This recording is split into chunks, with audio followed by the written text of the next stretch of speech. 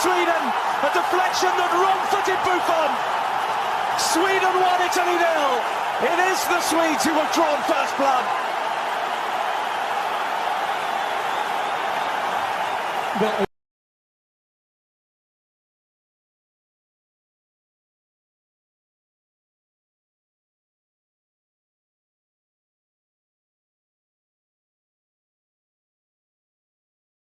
Her må de passe seg, Italia. Det skytes fra distanse, og så skårer Nord-Makedonia! Trakowski, og de går helt bananas her, nordmakedonerne! Og vi er i ferd med å få et fotballmirakel i Palermo! Ai, ai, ai, 2 minutter på overtid!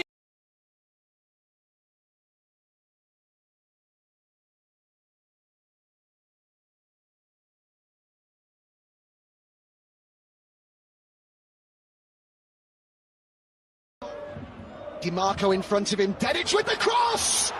Oh, it's been squeezed in! A follow-up, but look at that ball! Just begging for somebody to get on the end of it. Jack from Tahirovic scores in the eyes of Tabakovic. Right-footed, scores! It's another fine panel. Bektanovic scores! Bosnia-Herzegovina will play at the World Cup. Bayangkan Anda sedang duduk ya, menonton sebuah kekaisaran yang sangat megah runtuh secara perlahan. Runtuh berkeping-keping. Betul, tembok-temboknya retak, pilar-pilarnya patah. Maksud saya, ini Italia kan, juara dunia 4 kali, raksasa sepak bola Eropa. Dan mereka, baru saja gagal lolos ke Piala Dunia untuk ketiga kalinya berturut-turut. 2018, 2022, dan sekarang secara mengejutkan 2026. Ya, dan kita di sini dalam sesi penelusuran kali ini tidak akan sekedar meratapi skor akhir atau nasib buruk kan. Kita mau membedah patologi dari keruntuhan sistemik ini berdasarkan laporan resmi FIGC, metrik seri A, sampai laporan investigasi ruang ganti. Mengapa sistem ini hancur total? Tepat. Karena kalau Anda melihat polanya, ini bukan lagi soal bola yang membentur tiang gawang. Ini kelumpuhan dari dalam. Gini, saya secara pragmatis sebenarnya melihat ini sebagai titik nadir yang justru diperlukan. Kadang Anda itu harus membiarkan hutan yang sakit terbakar habis agar pohon-pohon baru bisa tumbuh. Kegagalan ini memaksa semua data jelek keluar, kita jadi punya peta jalan untuk reformasi. Wah, saya menghargai optimisme Anda, tapi saya harus menolak narasi harapan palsu itu dari awal loh. Harapan palsu bagaimana? Datanya kan ada. Ya, datanya ada, tapi ini bukan sekedar hutan yang sakit. Ini tuh kerusakan budaya yang sudah mengakar sangat dalam. Sistem sepak bola Italia saat ini lebih mirip rumah kartu. Dan rumah kartu ini dikelola oleh petinggi yang lebih sibuk mengurus ego daripada memperbaiki fondasi. Memperbaikinya tidak akan semudah membaca tabel data lalu tiba-tiba besok menang. Oke. Mari kita buktikan. Sebelum kita menyerang birokrasi di kantor, kita bedah dulu apa yang terjadi di atas lapangan rumput ya. Apa yang salah dengan gaya main mereka? Laporan resmi FIGC memberikan data diagnostik yang sangat keras. Coba Anda pikirkan ini. Rata-rata kecepatan pergerakan bola di Serie A itu cuma 7,6 meter per detik. Angka yang sangat lamban ya untuk standar sepak bola modern elit saat ini? Sangat lamban. Sebagai perbandingan, di Liga Champions, bola itu bergerak di angka 10,4 meter per detik. Perbedaannya masif loh. Terus, Serie A juga ada di urutan paling bawah dari 5 liga top Eropa soal jumlah dribble. Cuma 26,69 per pertandingan. Pemainnya jarang berani pegang bola dan melewati lawan? Betul. Dan yang paling parah, mereka menempati posisi terakhir untuk metrik PPDA. Nah, Anda mungkin perlu jelaskan sedikit metrik ini ke pendengar kita. Ya. Bagi Anda yang belum familiar, PPDA ini pada dasarnya alat ukur untuk melihat seberapa malas atau rajin sebuah tim merebut bola kembali saat kehilangan penguasaan. Semakin tinggi angkanya, semakin buruk pressing mereka. Jadi ya, secara metrik, mereka mencoba memenangkan balapan Formula 1 pakai mesin traktor. Traktor tua lebih tepatnya. Tapi argumen saya, karena kita sekarang tahu masalah metrik ini, bukankah ini bisa diselesaikan? Maksud saya, intensitas pressing, kecepatan umpan, itu semua kan bisa diperbaiki lewat sesi latihan yang lebih keras ya kan? Iya kan? Sayangnya tidak sesederhana menyuruh pemain berlari lebih cepat di lapangan latihan. Masa sih? Kan tinggal dilatih fisiknya. Masalahnya bukan di keringat atau fisik mereka. Masalahnya ada pada dogma taktik yang sudah sangat ketinggalan zaman. Mari kita lihat analisis dari Enzo Maresca dan Coach Justin di dokumen kita. Mereka sepakat Italia ini terjebak pada pakem 3 back yang sangat lambat. Oke, formasi 3 back. Kenapa itu jadi masalah besar? Karena secara geometris ya, ketika Anda pakai 3 back tengah, bola itu cenderung hanya berputar horizontal. Back tengah oper ke back tengah lain. Sangat aman, tanpa risiko. Oh, sementara tim juara mainnya beda. Jelas beda. Coba Anda lihat Argentina saat juara dunia kemarin, atau Spanyol, atau Prancis. Mereka pakai formasi 4 back. Formasi ini memaksa tim menciptakan segitiga operan yang agresif ke depan. Garis pertahanan lawan dipecah dengan tempo vertikal yang mematikan. Formasi Italia ini statis, pemainnya cuma menunggu bola datang. Tunggu dulu, adilkah kita menyalahkan taktik secara keseluruhan? Bukannya pelatih Luciano Spalletti baru saja mencoba, mengubah DNA itu? Dia kan bilang mau transisi dari Catenaccio yang reaktif, itu menuju penguasaan bola progresif. Niat Spalletti memang bagus, tapi eksekusinya setengah matang loh. Setengah matang gimana? Mereka kan mendominasi bola di beberapa pertandingan. Ya, mendominasi, tapi data dari laporan menunjukkan itu hanyalah 62% penguasaan bola steril. Penguasaan bola steril. Maksudnya mereka cuma menguasai bola di daerah sendiri tanpa melukai lawan. Tepat sekali, muter-muter aja di tengah. Tapi tidak ada penetrasi ke kotak penalti. Kenapa? Karena secara mekanis, mereka sudah tidak punya lagi sosok nomor 9 murni. Striker house goal maksud Anda? Ya, pasca era Immobile dan Belotti, mereka tumpul. Spalletti mau main ball possession, tapi pemainnya secara kultural masih percaya kalau main aman itu cara terbaik. Hasilnya, temponya lambat minta ampun. Ada contoh kasusnya di sumber kita? Ada, laga lawan Israel. Kelambatan ini terekspos sangat fatal. Anda ingat pemain sayap Israel yang namanya Solomon? Yah, yang tiba-tiba terlihat luar biasa itu? Nah, dia terlihat seperti Lionel Messi di masa jayanya malam itu. Cuma karena bek-bek Italia bereaksi 2 detik lebih lambat dari seharusnya. Maresca menggarisbawahi bahwa budaya sepak bola Italia masih memuja pemain tua dan pengalaman, tapi mengorbankan energi, tempo, dan intensitas. Astaga. Oke, saya mulai paham mekanismenya. Taktik super aman, penguasaan bola steril, dan transisi pelatih yang mandek. Tapi, mari kita tarik mundur sedikit ke Liga Domestik. Silakan. Gini, kalau taktik timnas usang, seharusnya kan pemain muda bawa IB segar dari klub. Dan Serie A itu kompetitif loh. Anda lihat Inter Milan, mereka bagus banget di Liga Champions. Bukankah liga yang penuh tekanan ini harusnya mengasah mental lokal? Harusnya sih begitu ya. Nah, Coach Justin dalam ulasannya mengusulkan ide yang menarik. Coba terapkan salary cap atau pembatasan gaji, terus perketat kuota pemain asing. Kayak di Liga 1 Indonesia, kan ada batas 7 pemain asing buat melindungi pemain lokal. Kalau Serie A berani terapkan ini, klub pasti terpaksa mainkan talenta lokal dong. Ide Anda itu terdengar sangat indah di atas kertas, tapi benar-benar mengabaikan realitas ekonomi Serie A. Disinilah kita membentur dinding raksasa yang disebut paradoks Serie A. Paradoks seperti apa? Laporan Effigici mengungkapkan fakta yang bikin geleng-geleng kepala. Coba tebak, berapa persen total menit bermain di Serie A yang dikuasai pemain asing saat ini? Mungkin 50%. 67,9%. Hampir 70% menit bermain buat orang asing. Tinggi banget. Sebagai perbandingan, di Spanyol angkanya cuma 39%. Dan sumber kita memberi satu contoh ekstrim yang sempurna. Klub Como. Mereka berjuang keras dari bawah, promosi ke Serie A.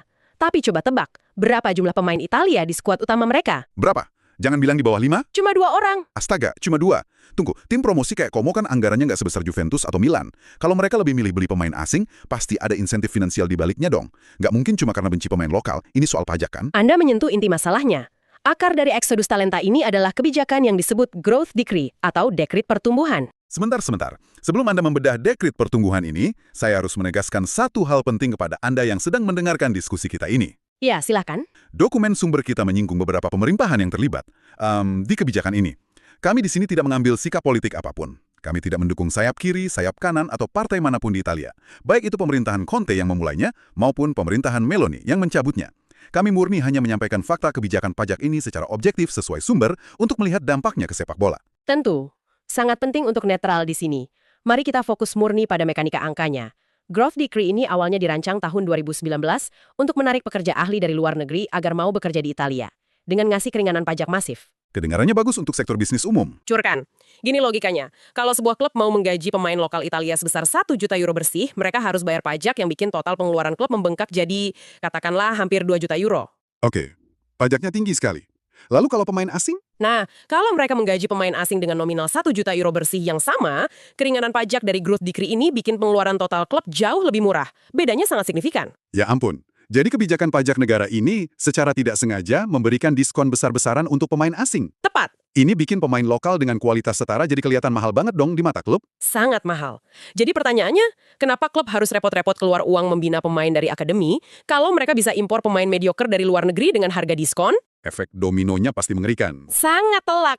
Anda tahu berapa persentase menit bermain untuk pemain lokal di bawah usia 21 tahun di Serie A? Pasti kecil berapa? Hanya 1,9% dari total keseluruhan. 1,9%. Itu sama dengan tidak dianggap ada. Itu menempatkan Serie A di urutan ke-49 dari 50 liga profesional di seluruh dunia dalam hal memberi waktu bermain untuk pemain mudanya sendiri loh. Wow. Makanya, talenta terbaik mereka seperti Sandro Tonali dan Riccardo Calafiori akhirnya nyerah dan berkemas ke Premier League Inggris. Mereka mencari menit bermain yang, ironisnya, tidak bisa mereka dapatkan di rumah sendiri. Jadi kembali ke ide soal salary cap tadi, ya jelas nggak akan mempan. Klub Serie A nggak akan peduli sama nasib tim nasional selama celah finansial ini bisa bikin mereka untung. Kepentingan klub dan timnas sudah berjalan ke arah yang berlawanan. Oke, logika ekonominya masuk akal meski menghancurkan. Tapi gini, kalau klub cuma mikirin profit dari pemain asing, penengahnya kan harusnya federasi. VIGC harus turun tangan dong, mereka yang memayungi timnas. Kalau klub nggak mau bangun akademi, VIGC yang harus bangun fasilitas dan perbaiki sistem usia dini. Harusnya begitu. Dan di sini saya kembali melihat sedikit peluang. Secercah harapan. Karena Presiden UEFA, Alexander Ceferin, kan sudah belak-belakan mengkritik infrastruktur Italia. Dia bilang itu yang terburuk di 5 liga top Eropa. Ya, sampai Stadion San Siro saja ditolak untuk final Liga Champions karena nggak memenuhi standar. Betul, tapi ini poin saya. Italia resmi terpilih jadi tuan rumah Euro 2032 bareng Turki kan? Tenggat waktu turnamen sebesar ini pasti akan memaksa pemerintah, federasi, dan klub buat berhenti rapat doang dan mulai membangun stadion serta akademi modern. Pasti jalan dong kali ini. Anda masih berani berpegangan pada harapan itu. Wah, Kenapa? Turnamen besar selalu jadi katalis pembangunan kan? mengharapkan Euro 2032 jadi tongkat ajaib yang mengubah birokrasi Italia itu, maaf ya, sebuah kenaifan besar. Coba kita lihat pola sejarahnya. Kegagalan infrastruktur ini bukan hal yang baru disadari sebulan lalu. Sudah lama disadari. Sudah lama sekali. Mari putar waktu 15 tahun ke belakang. Anda tahu Roberto Baggio? Legenda terbesar mereka. Ya, tahun 2010, FICC menunjuk Baggio untuk memimpin sektor kepemudaan. Dan di akhir 2011, dia menyerahkan laporan investigasi dan cetak biru. Tebalnya 900 halaman loh. 900 halaman. Iya, Baggio sudah memetakan semua krisis yang kita bicarakan hari ini belasan tahun yang lalu. Wow, tunggu. Apa sebenarnya usulan konkret Baggio di dokumen setebal itu? Dia nggak cuma minta anak-anak lari lebih kencang. Dia minta reformasi struktural total. Pertama, dia mau dibangun 100 pusat pelatihan di seluruh distrik di Italia. Jadi, bakat dari pelosok manapun bisa terpantau. Masuk akal. Infrastruktur merata. Kedua, dia menuntut ada 50.000 pertandingan kelompok umur tiap tahun buat jam terbang. Dan yang paling radikal, dia mengusulkan pelatih di akar rumput itu harus orang teredukasi. Bahkan dia merekomendasikan lulusan universitas dari ilmu di luar sepak bola. Sebentar. Dari luar sepak bola? Kenapa dia mau merekrut orang yang bukan dari latar belakang bola? Karena dia ingin menghancurkan tradisi lama. Baggio tahu pelatih tradisional Italia cuma akan teriak soal taktik, pertahanan, dan grinta atau kegigihan murni. Dia mau pelatih yang paham psikologi anak, yang bisa mengajar teknik dasar mengolah bola, bukan memaksa anak usia 10 tahun menghafal formasi 3 back yang kaku. Ya ampun. Itu rencana induk yang luar biasa brilian loh. Terus, gimana respons para birokrat PIGC pas nerima dokumen berlian dari legenda mereka sendiri ini? Mereka menyimpannya di laci meja dan membiarkannya berdebu. Serius? Nggak ada yang dijalankan?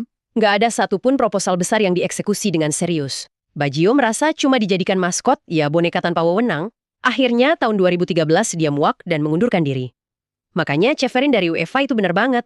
Di Itali, orang cuma diskusi, rapat, tapi aksinya nol. Oke, saya paham sekarang. Sistem federasi ini ibaratnya komputer jadul pakai sistem operasi tahun 90-an. Baggio datang bawa flash disk isi update software canggih, tapi dicolok pun nggak bisa karena portnya nggak cocok. Sistemnya otomatis nolak karena terlalu usang. Metafora yang sempurna. Jadi mengharapkan birokrasi berkarat ini tiba-tiba berubah cepat cuma gara-gara ada Euro 2032 di depan mata itu ibarat mencoba menghentikan kereta api yang melaju kencang pakai Salepita Sutra. Nggak akan bisa. Paling cuma jadi wacana politik, panitia dibentuk, foto-foto, tapi nol implementasi di lapangan. Baiklah. Kalau sudah begini gambarannya, mengerikan juga ya. Sangat. Kita punya taktik mandek, kita punya kebijakan ekonomi dari growth decree yang mencekik talenta sendiri, dan kita punya mesin birokrasi bebal yang menolak ide Roberto Baggio. Pada akhirnya, beban dari kebobrokan raksasa ini tumpah ke pundak 11 pemain di atas lapangan hijau. Selalu pemain yang jadi ujung tombak dari sistem yang gagal. Yang membawa kita pada momen klimaks dari diskusi kita hari ini, yaitu malam tragedi di laga playoff kualifikasi melawan Bosnia. Malam itu. Gini, sebagai orang yang selalu mencoba rasional, saya bisa paham kalau tekanan di laga hidup mati seperti itu sangat brutal. Pemain pasti stres berat tahu negaranya terancam absen 3 kali beruntun. Terus secara statistik, sumber kita bilang 40% gol balasan yang bersarang ke gawang mereka itu asalnya dari bola mati. Ya, dari set piece. Nah, mungkin saja di bawah tekanan psikologis yang gila itu, fokus mereka pecah pas mengantisipasi tendangan sudut dan nasib buruk terjadi begitu saja. Anda masih berusaha mencarikan mereka alasan ya? Anda terlalu baik. Tekanan mental kan nyata di lapangan. Ya, kalau keruntuhan itu murni karena kaki gemetar atau salah melompat pas tendangan sudut, kita mungkin masih bisa bersimpati loh. Tapi, laporan investigasi dari Goal.com yang ada di dokumen kita ini membongkar fakta yang, jujur saja, absurd. Absurd bagaimana? Apa yang tersembunyi di balik layar? Ini sama sekali bukan tentang 11 pejuang Malang yang hancur karena beban negara. Ini tentang prioritas yang sudah busuk. Bayangkan ini, tepat menjelang laga penentuan melawan Bosnia, momen hidup mati, fokus sejumlah pemain di ruang ganti itu bukan membahas taktik atau memompa semangat tempur. Terus apa yang mereka bahas? Mereka malah meributkan uang. Tunggu, uang? Di ruang ganti sebelum kick-off? Betul, mereka menuntut federasi mencairkan janji bonus kualifikasi sebesar 300.000 euro. Dan lucunya, uang sejumlah itu harus dibagi rata untuk 28 pemain dalam skuad. Astaga, sebentar. Kita ini membicarakan pemain-pemain elit yang digaji jutaan euro di klub mereka, kan? Jutawan semua. Dan beberapa menit sebelum main mati-matian mencegah aib nasional, mereka memilih berdebat soal 300.000 euro yang dibagi 28 orang. Itu kan receh buat ukuran mereka. Kenapa meributkan itu di momen paling krusial? Nah, itulah titik di mana budaya itu resmi hancur. Ini bukan soal nominal uangnya. Ini soal ego, ketamakan, dan hilangnya rasa hormat pada seragam yang mereka pakai. Ketamakan kecil ini meledak di ruang ganti.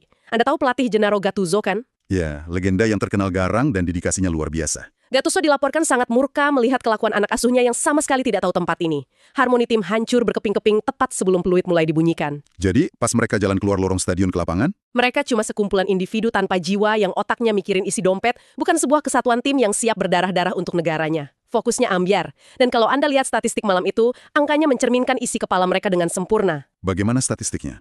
Mereka mendominasi penguasaan bola sampai 62%. Ingat soal penguasaan bola steril tadi? Ya, muter-muter tanpa tujuan. Nah, tingkat konversi peluang mereka malam itu anjlok, cuma 12%. Mereka benar-benar lupa cara mencetak gol. Laga berakhir imbang 1-1, lalu dipaksa ke adu penalti. Dan di momen adu penalti yang murni menguji nyali itu, mereka hancur lebur kalah 4-1. Selesai. Piala Dunia 2026 pun menguap. Tragis. Dan jujur saja, sangat memalukan mendengarnya. Dan perhatikan efek dominonya sesaat setelah laga selesai. Gelombang kejut dari rasa malu ini langsung meruntuhkan kepemimpinan tertinggi. Presiden FGC, Gabriele Gravina, langsung mundur hari itu juga. Direktur teknik mereka, sang legenda Gianluigi Buffon, juga ikut mundur.